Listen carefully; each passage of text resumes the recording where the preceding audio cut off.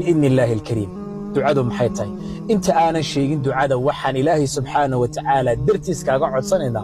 موقالك إن اللوف سارتid نسوف لو قريسد دعاء أبدك لوغو دعيا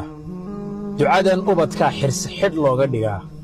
si ilaahay ubadkaaga uga ilaaliyo xasadka iyo shayaadiinta iyo qumayga iyo qumayada iyo dadka wax awriya iyo dadka ubadka waxa weeyaan ka naxa ama dhalashadooda ha noqoto ama farxadooda ha noqoto ama waxbarashadooda ha noqoto ama dhalashadooda ha noqoto ama quruxdooda iyo cayilkooga ha noqoto dadka ka naxa ducadan ilmahaaga xirsi uga dhig maanta laga bilaabo ducadani waa ku muhiim haddii maanta lagu yiraahdo ubadkaaga waxaa u sameey haddii lagu yiraahdo waad yeelaysaa waad ku qasbantahay ducadanna waa xirsi xidh ubadka ka kula jooga iyo ka kaa maqanee waddan shishe kaa jooga labaduba way saamaynaysaa labadaba ducadan way u baahan yihiin ducadan meel ku qoro hooyo ama aabbo ducadani waa kuu muhiim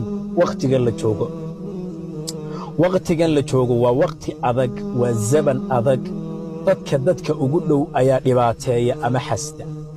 waxa weeyaan dadka ugu dhow ayaa maaragtay dhibaateeya ehel iyo asxaab iyo qaraabo iyo jaarba ducadan ilmahaaga xirsi xidh uga dhig ducada nebiga ugu duceeyey xasan iyo xuseen labadii ilmo uu nebigu awowga u ahaa ayuu xirsi xidh uga dhigay waana xadiis waana duco maxay tahay waxaad odhanaysaa uciidukuma bikalimaati illaahi taamma min kulli shaytaanin wahaamma ومن كل عين لامة